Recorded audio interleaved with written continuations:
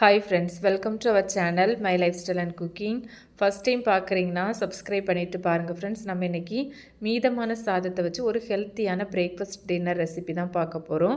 இதில் சொரக்காய் வெஜிடபிள்லாம் சேர்த்து ரொம்ப ஹெல்த்தியாக பண்ணியிருக்கிறோம். ரொம்ப சாஃப்டாக ரொம்ப டேஸ்ட்டாக இருக்கும். வாங்க இது எப்படி பண்ணலான்னு பார்க்கலாம். இது செய்கிறதுக்கு 250 ml கப்பில் 1 கப் அளவுக்கு சாதம் எடுத்துருக்கிறேன். நம்ம சமைச்சிட்டு மீதி வர சாதத்தில் கூட நைட்டு டின்னருக்கு இது போல் செஞ்சுக்கலாம்.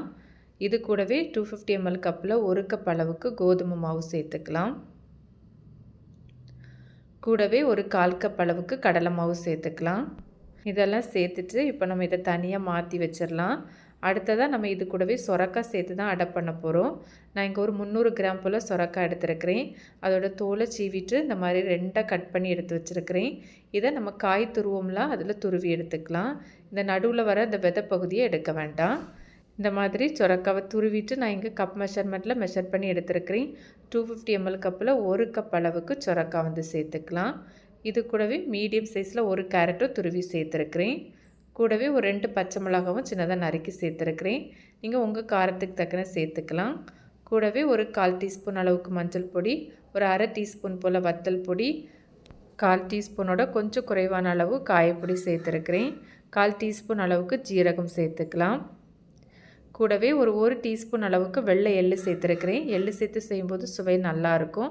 கருப்பு எள்ளு கூட பயன்படுத்திக்கலாம். தேவையான அளவு உப்பு, பொடியாக நறுக்கின மல்லி இலை இதெல்லாம் சேர்த்துக்கலாம். சேர்த்துட்டு இதை நல்லா நம்ம வந்து பிசைஞ்சு எடுக்கணும். தண்ணிலாம் எதுவும் சேர்க்கக்கூடாது. சேர்க்காமல் இந்த மாதிரி கையை வச்சு நல்லா பிசைஞ்சு விட்டு நம்ம சேர்த்துருந்த சாதம்லாம் நல்லா அந்த மாவோடு சேர்ந்து வரணும். அதுபோல் கையை வச்சு நல்லா பிசைஞ்சு விட்டு மாவோடு கலந்து எடுத்துக்கோங்க. தண்ணிலாம் எதுவுமே சேர்க்கக்கூடாது. நமக்கு சொரக்காயிலேருந்தே நல்லா தண்ணி விட்டு வரும். இது போல் நல்லா நம்ம ஒரு அடை பதத்துக்கு பிசைஞ்சு எடுத்துக்கோங்க. நான் இங்கே பிசைஞ்சு எடுத்துருக்கிறேன். இப்போ இதிலேருந்து கொஞ்சம் கொஞ்சமாக எடுத்து அடையாக தட்டி எடுத்துக்கலாம். கையில் எண்ணெய் இல்லைன்னா தண்ணி வந்து அப்ளை பண்ணி எடுத்துக்கோங்க. அப்போ நமக்கு ஒட்டாமல் வரும். இது போல் மாவு எடுத்து நல்லா உருட்டிட்டு நான் இங்கே வாழை இலையில் எண்ணெய் தடவி வச்சுருக்கிறேன். அதில் வச்சு இந்த மாதிரி ப்ரெஸ் பண்ணி எடுத்துக்கலாம். நல்லா தின்னாக ஸ்ப்ரெட் பண்ணி எடுத்துக்கோங்க. ரொம்ப திக்காக வந்து ஸ்ப்ரெட் பண்ண வேண்டாம். இது போல் ரெடி பண்ணி எடுத்துக்கலாம். இப்போ நம்ம இதை வந்து சுட்டு எடுத்துக்கலாம். நான் இங்கே ஒரு தோசை தவா வந்து ஸ்டவ்வில் வச்சுருக்கிறேன். நல்லா சூடானதுக்கப்புறமா நம்ம ரெடி பண்ணி வச்சுருக்கிறோம்ல அந்த வாழலையே இது போல் கமத்திட்டு உடனே எடுக்க வேண்டாம். கொஞ்சம் நேரம் விட்டுட்டு எடுத்தோன்னா நமக்கு எடுக்கிறதுக்கு ஈஸியாக இருக்கும். இது போல் எடுத்துட்டு இதில் தேவைக்கு எண்ணெய் சேர்த்துக்கலாம். எண்ணெயோ நெய்யோ கூட சேர்த்துக்கலாம்.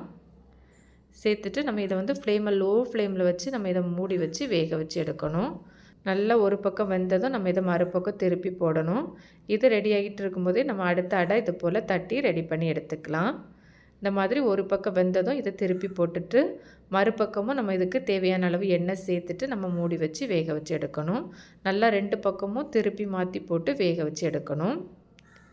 இது போல் நிறைய வெரைட்டியான ரெசிபி பிரேக்ஃபாஸ்ட் ரெசிபிலாம் நம்ம சேனலில் இருக்குது. அதோட லிங்க் எண்டு ஸ்க்ரீன் ஐகார்டில் கொடுத்துருக்குறேன். ஃப்ரீ டைமில் சேனலை விசிட் பண்ணி பாருங்கள். கண்டிப்பாக உங்களுக்கு யூஸ்ஃபுல்லாக இருக்கும். வாழை இல்லைன்னா நீங்கள் பட்டர் பேப்பரில் கூட தட்டி எடுத்துக்கலாம். இல்லைனா நீங்கள் இந்த டேரெக்டாக அந்த தோசைக்கல்லையே கூட தட்டி எடுத்தும் செஞ்சுக்கலாம். இது போல் நல்லா 2 பக்கமும் திருப்பி மாற்றி போட்டு வேக வச்சு எடுக்கணும். உங்களுக்கு பார்த்தா தெரியும். நல்லா வெந்ததுக்கப்புறமா நம்ம இதை எடுத்துடலாம். இது போலவே மீதி இருக்கிற எல்லாத்தையுமே நம்ம ரெடி பண்ணி எடுத்துக்கலாம். நான் இங்கே கொஞ்சம் ரெடி பண்ணி எடுத்து வச்சுருக்கிறேன். நான் இதிலேருந்து ஒன்று எடுத்து காமிக்கிறேன். உங்களுக்கு பார்த்தாலே தெரியும் எந்தளவு சாஃப்டாக இருக்குதுன்னு. இது நீங்கள் லஞ்ச் பாக்ஸ் கூட கொடுத்து விடலாம். ரொம்ப சாஃப்டாக இருக்கும். ரொம்ப ஹெல்த்தியாகவும் இருக்கும். நம்ம இதில் நிறைய காய்கறிகள்லாம் சேர்த்து செஞ்சுருக்கிறோம். ரொம்ப ஹெல்த்தியாகவும் இருக்கும். கண்டிப்பாக சாதம் மீதி இருந்ததுன்னா இது போல் ட்ரை பண்ணி பாருங்கள். நான் இப்போ இதிலேருந்து ஒன்று எடுத்து உங்களுக்கு பிச்சு காமிக்கிறேன். உங்களுக்கு பார்த்தாலே தெரியும் எந்தளவு சாஃப்டாக இருக்குதுன்னு. கண்டிப்பாக நீங்களும் இந்த ரெசிபியை ட்ரை பண்ணி பாருங்கள். ட்ரை பண்ணி பார்த்துட்டு உங்களுக்கு எப்படி வந்ததுன்னு மறக்காமல் கமெண்ட்ஸ் பண்ணுங்கள். ரெசிபி வீடியோ கண்டிப்பாக உங்களுக்கு பிடிக்கும். பிடிச்சிருந்தால் லைக் கூட ஹைப்பும் பண்ணிவிட்டு சப்ஸ்கிரைப் ஷேரும் பண்ணுங்கள் ஃப்ரெண்ட்ஸ். தேங்க்ஸ் ஃபார் வாட்சிங்.